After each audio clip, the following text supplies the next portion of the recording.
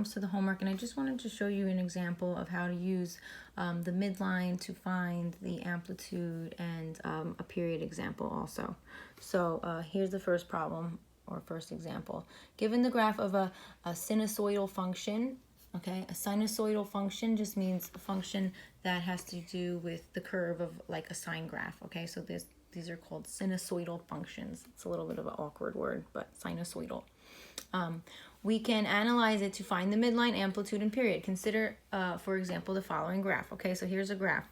Okay, so it has a maximum point of 1, 7, right? And then a minimum point of 3, 3. Okay, and then it has another maximum point here of 5, 7. Bless you.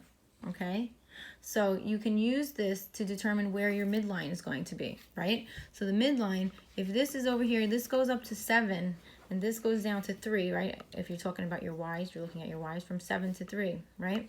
So that's 4 units. So that means right in the middle, right? At 2 units this way, 2 units this way, that's where your midline is going to be. All right, so the horizontal line that passes exactly between y equals 7 and y equals 3 is your midline, right? So the midline would be at y equals 5, right? From 7 to 3, right in the middle is 5. So that's where your midline would be. So now how can I use that to determine my amplitude? My amplitude is how far up, right? Your distance up from the midline and your distance below, right? Absolute value. So my amplitude is going to be, what do you think?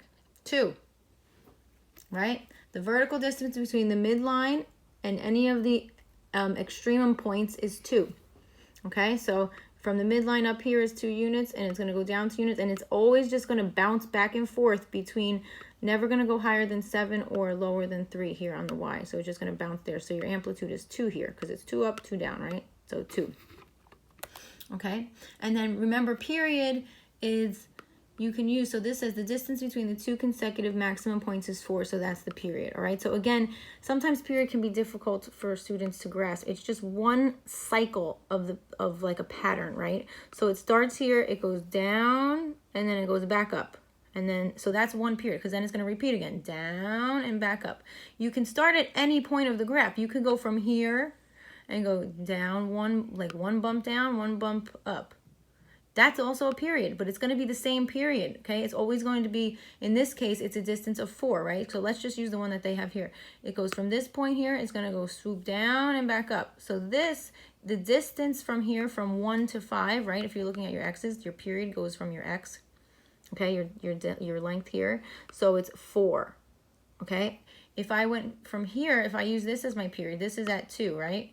And I swooped down and I went back up here to here, right? I went down swoop, up swoop. So that went from 2 to 6, right? Which is also a period of 4. All right, if you talk about from here, right? This is -3, and I went down. Here's one pattern, right? From -3 to 1, that's a distance of 4. All right, so the period can be taken from anywhere on the graph. Okay, so here is the period of 4. Okay, so those are some problems that are going to be on your homework. So I thought that would be helpful. Let me know if you have any questions. Have a good day.